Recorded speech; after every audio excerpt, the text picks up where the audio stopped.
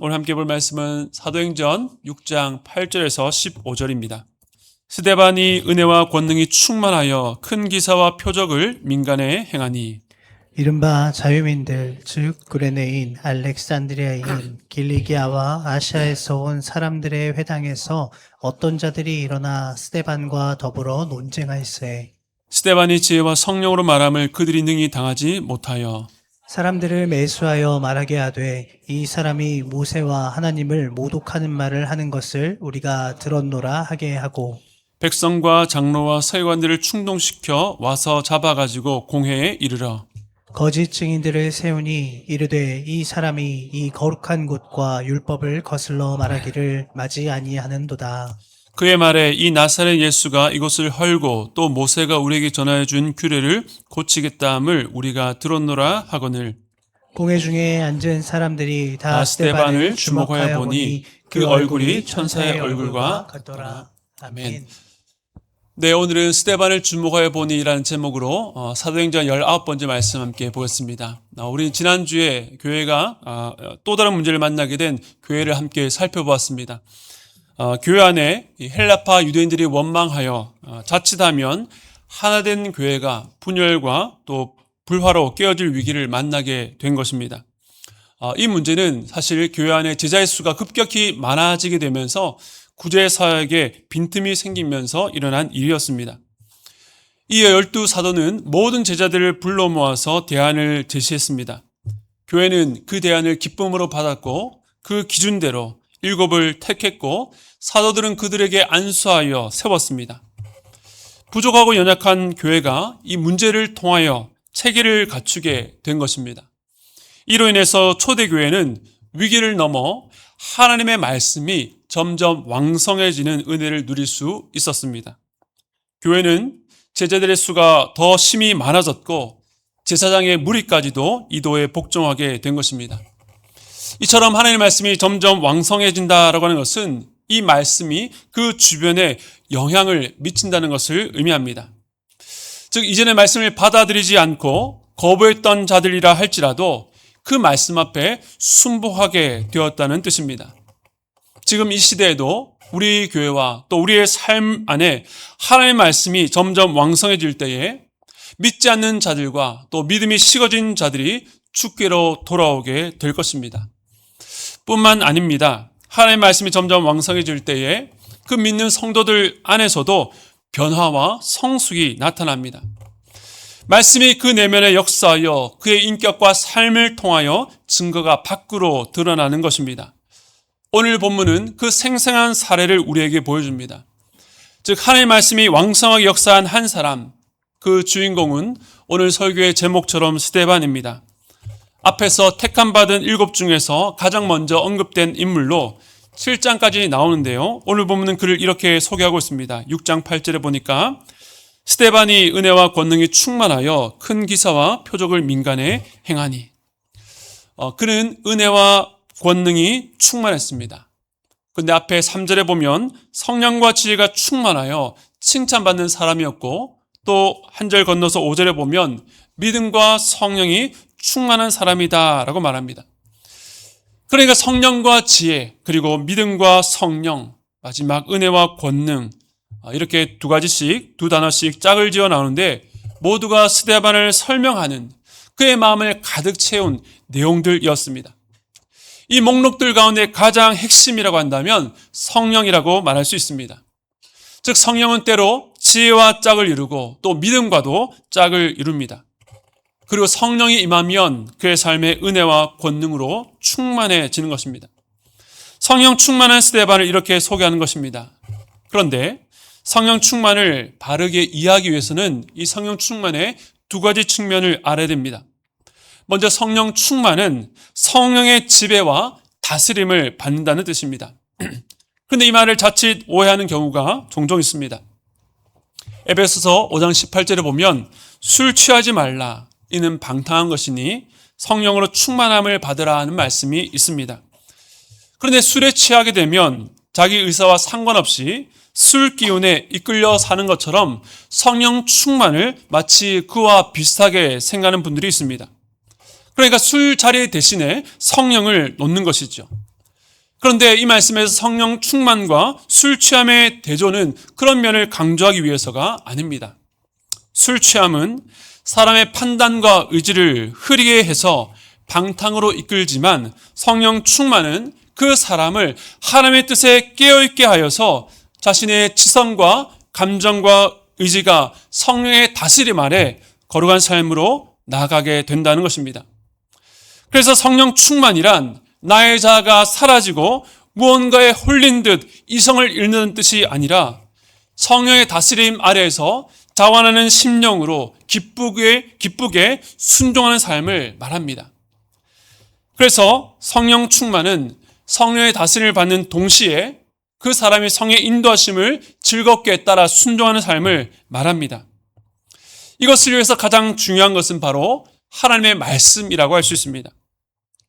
저희 신대원에서 제게 신약학을 가르쳐 주셨던 김수흥 교수님이라는 분이 계신데, 이분은 신약 성경 27권을 모두 주의하셨고 말씀을 정말로 사랑하셨던 목사님입니다. 저희들에게 이 성령 충만을 가르치면서 이 성령 충만은 곧 말씀의 충만이라고 강조하셨는데, 그것은 성령께서 말씀의 저자이시면서 이 말씀을 통해서 믿는 자 안에 역사하기 때문입니다. 우리가 성령 충만을 위해서 간절히 그리고 열심히 사모하는 마음으로 기도해야 되지만, 하나님의 말씀을 읽고 묵상하지 않으면서 말씀을 따라 순종하지 않으면서 성령 충만할 수는 없는 것입니다. 결국 하나님의 말씀이 점점 왕성해져가는 사람이란 곧 성령 충만한 사람이라고 할 수 있습니다. 스데반은 성령 충만했습니다. 그것이 지혜와 믿음으로 나타난 것입니다. 그에게는 이 세상이 흉내낼 수 없는 하늘의 지혜가 있었고, 스데반은 어떤 상황 가운데서도 전심을 다해 하나님만을 신뢰하는 믿음이 있었습니다. 오늘 본문은 성령 충만한 사람이 어떠한지를 우리에게 보여줍니다. 가장 먼저 오늘 본문에 보니까 은혜와 권능이 충만하다라고 말합니다. 즉 성령이 주시는 은혜와 권능이 그의 내면에 가득했던 것입니다. 이렇게 스데반의 내면을 가득 채운 충만이 외적으로 드러난 증거가 오늘 본문에 보니까 큰 기사와 표적을 민간에 행했다는 것입니다. 그런데 이것은 첫 번째 박해를 겪었던 교회의 기도 제목이기도 했습니다. 그때 교회는 우리가 받는 위협을 제거해달라고 기도하지 않고 오히려 담대하게 말씀을 전하게 해달라고 기도했습니다. 그리고 그 기도가 이렇게 이어집니다. 사도행전 4장 30절에 보니까 함께 읽겠습니다. 시작. 손을 내밀어 병을 낫게 하시옵고 표적과 기사가 거룩한 종 예수의 이름으로 이루어지게 하옵소서 하더라. 아멘. 지금까지 사도행전에서 이 표적과 기사는 사도들에게 국한된 일이었습니다. 그런데 오늘 본문에서 처음으로 사도가 아닌 스데반을 통해서 이 큰 기사와 표적이 나타난 것입니다. 그러나 이것은 스데반 개인의 어떤 능력으로 된 일이 아니라 바로 성령 충만의 열매요, 교회의 기도에 대한 하나님의 신실한 응답이며 거룩한 종 예수의 이름으로 이루어진 역사였습니다. 그런데 이 놀라운 은혜의 역사는 다른 한편으로 예수의 이름을 거부하는 자들의 반대를 불러올 수밖에 없었습니다. 스데반은 표적과 기사를 행했고 또한 회당을 찾아갔습니다. 사도행전 6장 9절에 이렇게 말합니다. 이른바 자유민들 즉 구레네인, 알렉산드리아인, 길리기아와 아시아에서 온 사람들의 회당에서 어떤 자들이 일어나 스데반과 더불어 논쟁할세. 여기서 자유민들이란 BC 63년경에 폼페우스가 이스라엘에 침공해서 로마로 노예로 끌려간 그 사람들이 풀려나서 해방되었던 사람들을 가리키는 말입니다. 이들 중 일부는 이 구레네와 알렉산드리아, 그러니까 이스라엘 남부에 이 아프리카 지역이 있었고 또 이 이스라엘 북부에 길리기아와 아시아에 흩어져 살았습니다. 당시 예루살렘 안에는 바로 이러한 자들을 위해서 헬라어를 사용하는 회당도 있었다고 합니다. 지금 스데반이 이 회당에서 복음을 전한 것입니다. 이것은 사도행전 전체 흐름에서 아주 중요한 지점입니다.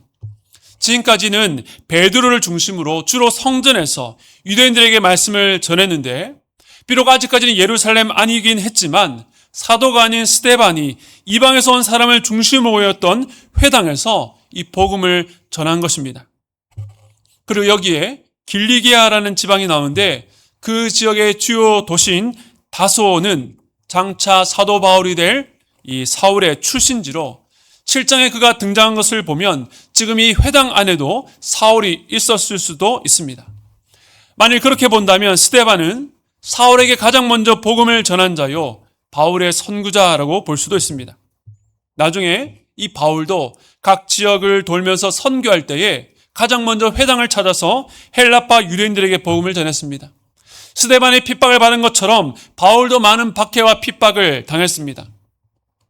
복음이 예루살렘을 넘어서 땅끝으로 확장되려는 이 전환기에 그리고 사도행전의 전반부의 중심인물이었던 베드로에게서 바울에게로 복음 전도의 중요한 사명이 이어지는 그 길목에 스데반이 중요한 연결자로 등장한 것입니다.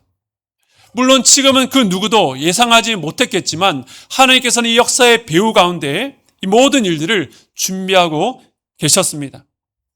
스데반이 회당에서 복음을 증거할 때에 어떤 자들이 일어나서 그들과 논쟁했습니다.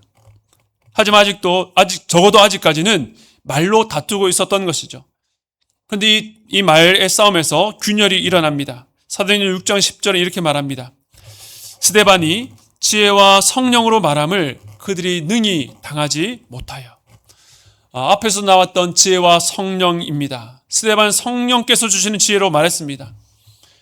이것은 단순히 옳은 말을 했다는 것이 아닙니다. 그가 말하는 태도나 그의 인격에서 성령의 다스림을 받는 자에게만 나타나는 거룩함과 진실함이 전해졌을 것입니다. 상대는 다수였지만 스데반 한 사람을 감당할 수 없었습니다. 스데반이 전하는 것이 진리였기 때문입니다. 거짓은 진리를 결코 이길 수 없습니다. 하지만 우리가 잘 아는 것처럼 그 거짓은 싸움에서 밀렸다고 해서 순순히 물러나지는 않습니다. 그렇기 때문에 11절부터 14절까지 정당하게 이길 수 없는 자들이 어떻게 했는지가 나옵니다. 먼저 6장 11절인데요. 우리 함께 읽겠습니다. 시작. 사람들을 매수하여 말하게 하되 이 사람이 모세와 하나님을 모독하는 말을 하는 것을 우리가 들었노라 하게 하고. 먼저 그들이 한 일이 무엇입니까? 사람들을 매수했습니다. 돈을 주고 거짓 증언을 하게 한 것입니다. 전에도 유대인들은 거짓 증인을 세워서 예수님을 신성 모독죄로 고발했었습니다. 거짓 증인들이 증언한 내용은 스데반이 모세와 하나님을 모독하는 말을 했다는 것이었습니다.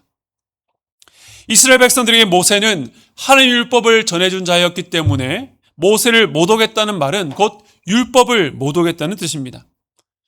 그러나 이 주장이 전혀 사실이 아니었기 때문에 유대인들은 사람을 매수한 것이죠.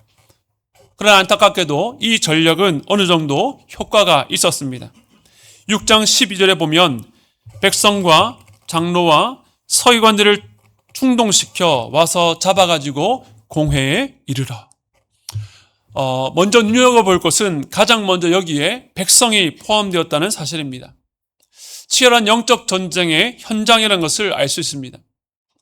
지난주 본문에서는 상대편이었던 제사장 무리가 이도에 복종하게 되었는데 이번에는 그동안 사도들과 교회에 호의적이었던 백성들이 돌아선 것입니다. 지난 4장과 5장에서 공회가 복음 전하는 사도들을 잡아다가 뽐때를 보여주고자 할 때에 이 백성들의 눈치를 보면서 어떻게 처벌할지 방법을 찾지 못해서 그들을 놓아줄 수밖에 없었습니다. 하지만 그 사이에 여론이 바뀐 것입니다. 지금까지 이 백성들은 예루살렘에 있으면서 사도들이 전한 복음을 들었고 그들이 행했던 기적과 표적도 체험했습니다. 수많은 사람들이 회개하여 세례받고 성도가 될 때에도 그저 구경꾼이었습니다. 교회에 대한 소식을 들을 때에 두려워하기도 했고 분명 좋은 관심을 가졌습니다. 하지만 복음에 대해서 우호적인 태도를 가진 것만으로는 부족했습니다. 거짓 증인의 말을 듣고 장로와 서기관의 편에 서서 즉 복음을 대적하는 자리에 가게 된 것입니다. 이것은 사람들을 매수해 거짓 증인까지 세워 사람들을 충동시킨 결과였습니다. 이 충동시켰다라고 하는 것은 대중들의 감정과 정서를 건드려서 이성적인 판단이 아니라 감정적으로 반응하게 했다는 것입니다. 이렇게 사람이 선동되면 객관적인 판단을 하지 못하게 됩니다. 그들이 스데반을 잡아가지고 공회에 세웠습니다. 근데 여기서 잡아가지고라고 쓰인 동사는 이 헬라어로 쉰 아르파조인데 굉장히 강하고 거친 단어입니다. 누가복음 8장에 보면 거라사 지역의 귀신 들린 사람에 대한 말씀이 나옵니다. 사람들이 그를 쇠사슬과 고랑에 메어두었지만 귀신이 그를 붙잡으면 끊고 광야로 나갈 정도였습니다. 근데 여기서 귀신이 그를 붙잡았다라고 할 때 사용했던 단어가 오늘 본문에 나온 단어와 같습니다. 대단히 거칠고 폭력적인 힘이 동원된 것입니다. 그는 그렇게 스데반을 잡아 공에 세우고 신문합니다. 그 신문 내용 사도행전 6장 14절인데요. 우리 함께 읽겠습니다. 시작. 그의 말에 이 나사렛 예수가 이곳을 헐고 또 모세가 우리에게 전하여 준 규례를 고치겠다 함을 우리가 들었노라 하거늘. 아까 스데반이 모세와 하나님을 못 오겠다라고 거짓 증언했는데 그 말은 곧 스데반이 성경과 율법에 대해서 했던 말을 문제 삼은 것이었습니다. 근데 이 말의 원천이 어디에서 나왔습니까? 나사렛 예수라고 밝힙니다. 그런데 유대인들은 의도적으로 예수님 앞에 나사렛이라는 촌동네 이름을 붙여서 예수님을 비하했던 것입니다. 그러나 지난 3장에 우리가 아는 것처럼 베드로가 이르되 은과 금은 내게 없거니와 내게 있는 이것을 내게 주노니 그 다음 무엇입니까? 나사렛 예수 그리스도 이름으로 일어나 걸으라. 유대인들에게는 나사렛 예수는 경멸의 호칭이었지만 사도들에게는 나면서 한 번도 걷지 못한 자를 일으켜 세우는 능력의 이름이었던 것입니다.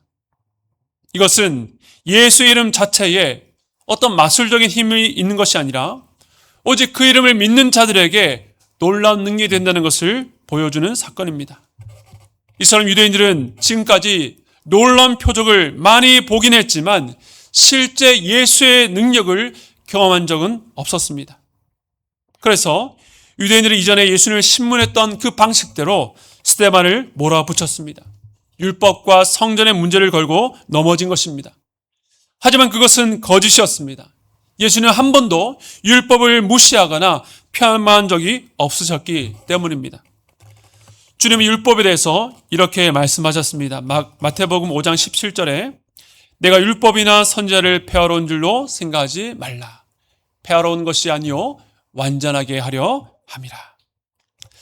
예수님은 율법을 폐하러 온 것이 아니라 완전하게 하고 완성하기 위해서 오셨던 것입니다. 당시 종교 지도자들의 율법 해석에 심각한 문제가 있었기 때문에 안식일과 정결 규례와 금식과 기도 등 여러 가지 주제들로 예수님과 계속 부딪히며 논쟁이 있었습니다.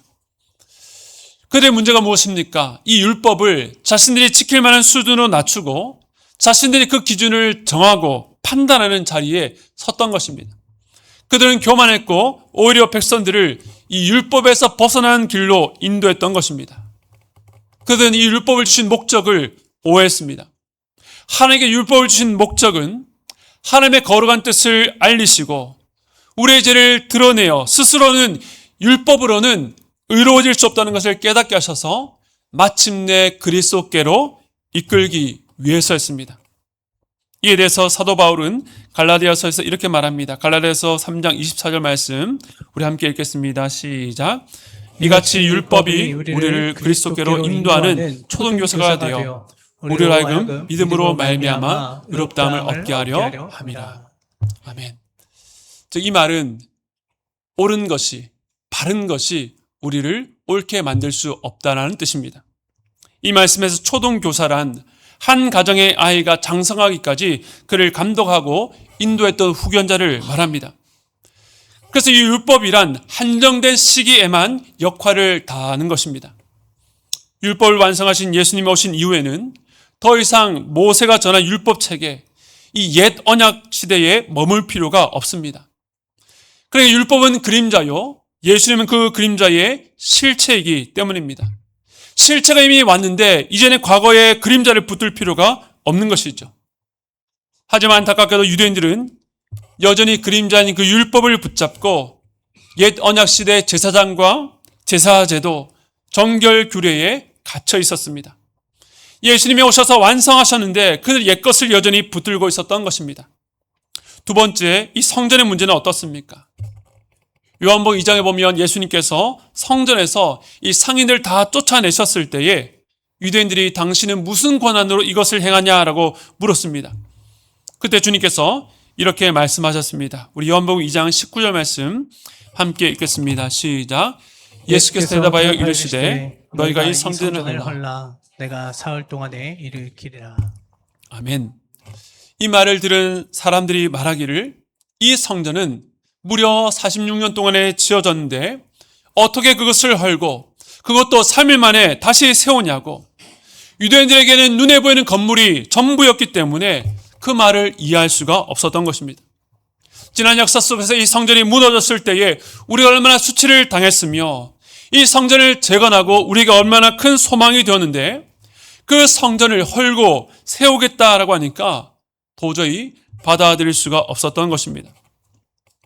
그래서 나중에 유대인들은 십자가에 달리신 예수를 향해서 이렇게 말했습니다. 마가복음 15장 29절에 보면 지나가는 자들은 자기 머리를 흔들며 예수를 모욕하며 이르되 아하 성전을 헐고 사흘에 짓는다는 자여. 그러니까 성전을 모독한 자를 향해서 성전을 헐고 사흘에 짓는다는 자로 조롱한 것입니다. 그러나 예수님께서 말씀하신 성전은 건물이 아니라 바로 자기의 육체를 가리켜 하신 말씀이었습니다. 그러므로 예수님께서 십자가에 죽으셨을 때에 말씀하신 대로 눈에 보이는 성전 시대도 함께 무너진 것입니다. 그리고 예수님께서 사흘 만에 부활하심으로 새 성전이 지어지게 되었습니다. 그러면 이제 다시는 우리는 예루살렘으로 갈 필요가 없습니다. 과거 성전에서 희생제사의 피로 용서받는 시대가 끝나고 이제는 참 성전이신 예수님을 통해 직접 영원한 용서의 은혜와 하나님과의 영원한 교제를 누릴 수 있게 된 것입니다. 스데반이 전한 것도 바로 이러한 말씀이었습니다. 스데반은 아직은 옛 시대와 새 시대의 긴장 가운데 여전히 옛 언약을 붙들고 있는 자들에게 새 언약이 주는 그 은혜와 참된 자유를 전했던 것입니다. 그런데 이러한 긴장이 지금 우리 안에도 있습니다. 우리의 신앙이 예수님께서 우리를 위해서 이루신 그 일보다 내 눈에 보이고 내 손에 잡히는 종교적 형식에 그치게 될 때 주님을 의지하고 주님의 은혜를 사모하는 것보다 내가 지킨 규칙과 행위를 앞세우게 될 때에 복음 안의 사랑과 용납보다 율법의 눈으로 정죄하며 스스로 의로워지려 할 때에 이미 그리스도 안에서 새 언약의 은혜를 받았으면서도 다시 옛 언약의 방식으로 돌아가려는 모습이 되고 마는 것입니다. 우리 신앙에 어떤 형식이나 틀이 아무 필요 없다는 뜻은 아닙니다. 중요한 것은 그 형식과 틀이 우리를 예수 그리스도께로 이끌어 가는가입니다. 그런데 예수님은 온데간데 없고 그 형식과 틀만 남는다면 그것은 생명력을 잃어버린 죽은 신앙에 머물고 마는 것입니다. 스데반은 이것을 끝까지 증거했습니다. 그렇기 때문에 저들이 하는 말이 6장 13절에 거짓 증인들을 세우니 이르되 이 사람이 이 거룩한 곳과 율법을 거슬러 말하기를 마지 아니하는도다. 유대인들의 반발에도 불구하고 예수님께서 성전과 율법에 대해 하신 말씀대로 말하기를 멈추지 않았다는 것입니다. 스데반은 자기가 전한 이 말로 인해서 어떤 대가를 치러야 될지를 계산하지 않았습니다. 그 주장을 멈추거나 거두어들었다면 그는 안전할 수도 있었겠지만 그는 중단하지 않았습니다. 이처럼 유대인들은 거짓 증인들을 매수해서 스데반이 전했던 말씀을 왜곡했고 대중들을 선동해서 폭력적인 방식으로 그를 끌어가서 공회에 세웠습니다. 그리고 거기서도 많은 사람들은 스데반을 둘러싸고 그를 위협하고 있습니다. 그런데 스데반은 아직까지 공회에서 아무런 말도 하지 않고 있었습니다. 바로 이때 본문은 마치 카메라처럼 스데반의 얼굴을 줌인해서 비추고 있습니다. 우리 사도행전 6장 15절 말씀 함께 읽겠습니다. 시작. 공회 중에 앉은 사람들이 다 스데반을 주목하여 보니 그 얼굴이 천사 얼굴과 같더라. 아멘. 사람들이 스데반을 고발하는 중에 모두가 스데반을 주목해 보았습니다. 자세히 집중하여 본 것입니다. 아마 일순간에 침묵이 흘렀을 것입니다. 그렇다면 왜 갑자기 그들이 말을 멈추고 그를 주목해 보았을까요? 만일 예배당 뒤쪽에서 어떤 큰 소리가 나게 된다면 많은 사람들이 일순간에 그곳을 바라볼 것입니다. 바라본 것은 많은 사람들이겠지만 바로 그곳에 어떤 일이 일어났기 때문에 바라본 것이죠. 즉 사람들이 스데반을 주목한 것은 바로 이때에 스데반의 얼굴이 사람들의 시선을 사로잡았기 때문이었습니다. 분명 지금까지의 상황이라면 스데반은 두렵고 불안해야 했습니다. 아무런 잘못 없이 끌려와서 자신이 했던 말이 왜곡될 때에 일반적인 사람이라면 억울하고 분해서 얼굴이 벌겋게 달아올라야 했습니다. 그런데 오늘 말씀은 스데반의 그 얼굴이 바로 이때에 천사의 얼굴과 같았다라고 말합니다. 이것은 단지 혼란 가운데 그의 얼굴이 평안해 보였다는 뜻만이 아닙니다. 급박한 상황이었음에도 불구하고 오히려 그의 얼굴이 놀랍게 변모한 것입니다. 이와 유사한 장면이 구약에 나오는데요. 우리 출애굽기 34장 29절 말씀 함께 읽겠습니다. 시작. 모세가 그 증거의 두 판을 모세 손에 들고 시내산에서 내려오니 그 산에서 내려올 때에 모세는 자기가 여호와의 말하였으므로 말미암아 얼굴 피부에 광채가 나나 깨닫지 못하였더라. 아멘. 모세가 40일간 금식하며 하나님 율법을 받아서 산에서 내려왔을 때에 그 얼굴에 광채가 났습니다. 모세는 그것을 알지 못했지만 그 얼굴의 광채 때문에 백성들은 그를 보기 두려워할 정도였습니다. 그러니까 하나님의 임재로 말미암아 하나님의 말씀을 받은 그의 얼굴에 변화가 일어난 것이었습니다. 지금 이와 비슷한 일이 스데반에게 일어났습니다. 이 표적은 무엇을 나타내기 위한 사인일까요? 지금 공회에서 많은 사람들이 하는 말은 스데반이 모세를 모독했다라고 공격했습니다. 하지만 하나님께서 모세에게 있었던 일을 이 스데반의 얼굴에 재현하셔서 스데반이 옳다는 것을 증거하신 것입니다. 하나님께서는 이 공회가 아니라 스데반과 함께 하셨습니다. 스데반이 모세를 모독한 것이 아니라 그가 모세와 같은 편이라는 것을 증거하셨습니다. 모세가 하나님의 율법을 받아서 백성들에게 전한 것처럼 지금 스데반은 새 언약 그리스도의 복음을 받아서 유대인들에게 전했습니다. 그런데 안타까운 것은 지금 이 유대인들이 새 언약을 거부했다는 것입니다.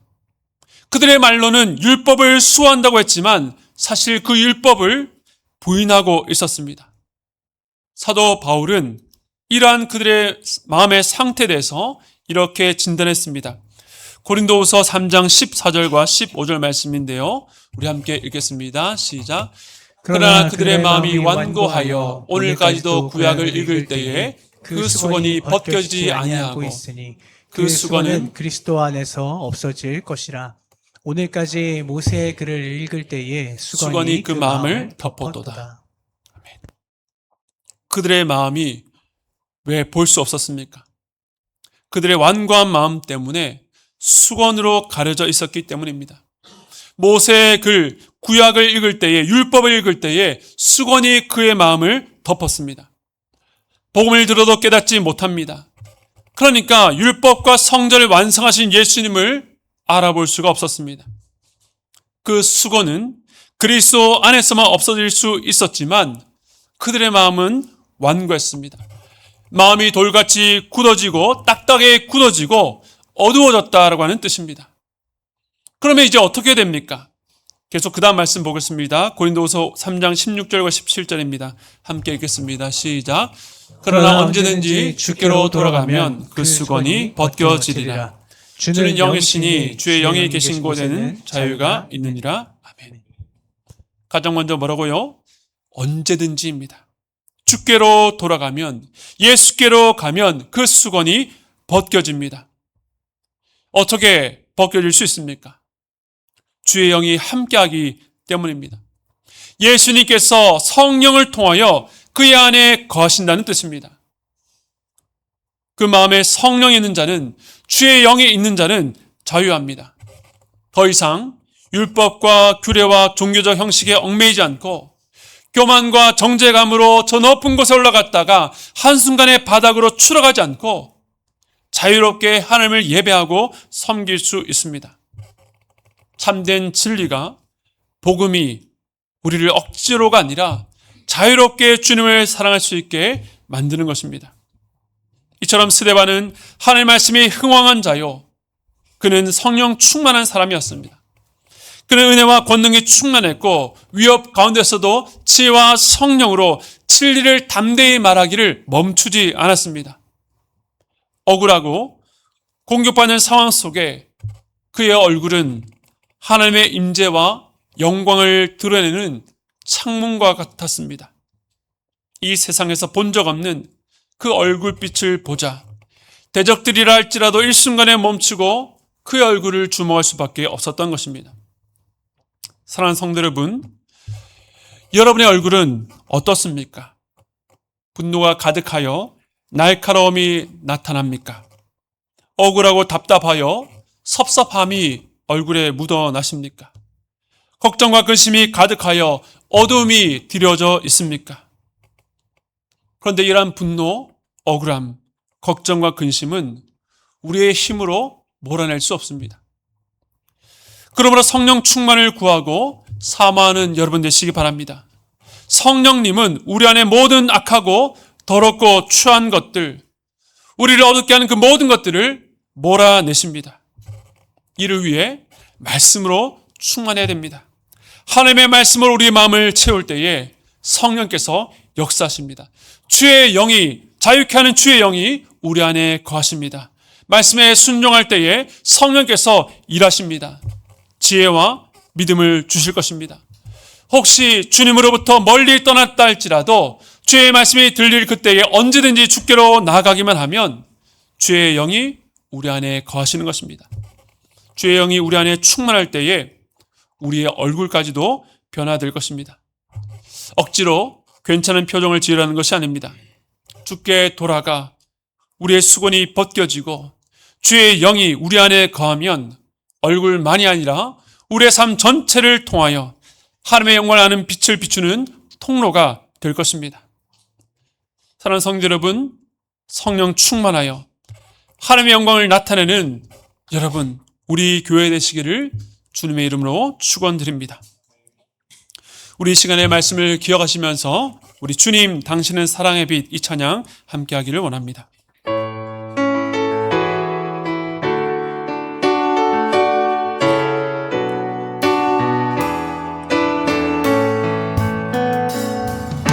주님 당신은 사랑의 빛 어둠 가운데 비추소서 세상의 빛 예수 우리를 비추사 당신의 진리로 우리를 자유케 비추소서 우리 위에 비추소서 비추소서 주님의 영광 땅 위에 부으소서 내게 성령의 불을 넘치소서 은혜와 긍휼을 열방 중에 전하소서 빛 되신 우리 처음부터 다시 한 번 더 고백했습니다. 주님 당신은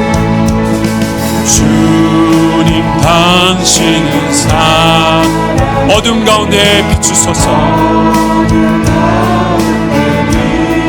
세상의 빛 예수, 세상의 빛 예수, 우리를 비추사 당신의 진리로 우리를 자유케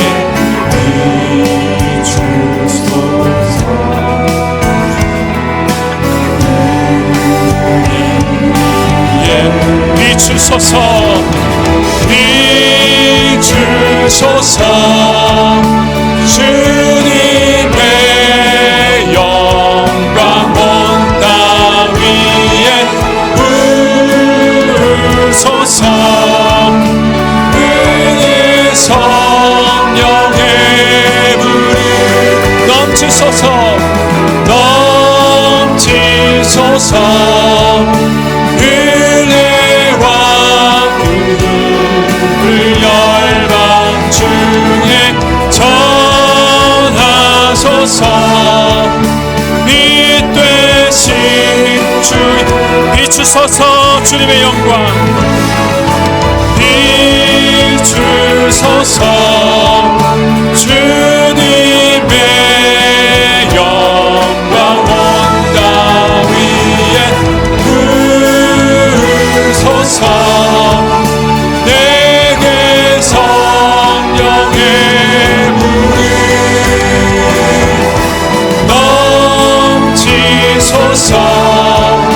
은혜와 긍휼을 열방 중에 전하소서. 빛 되신 주의 말씀. 여러분, 거울 보실 때 무엇이 보이십니까?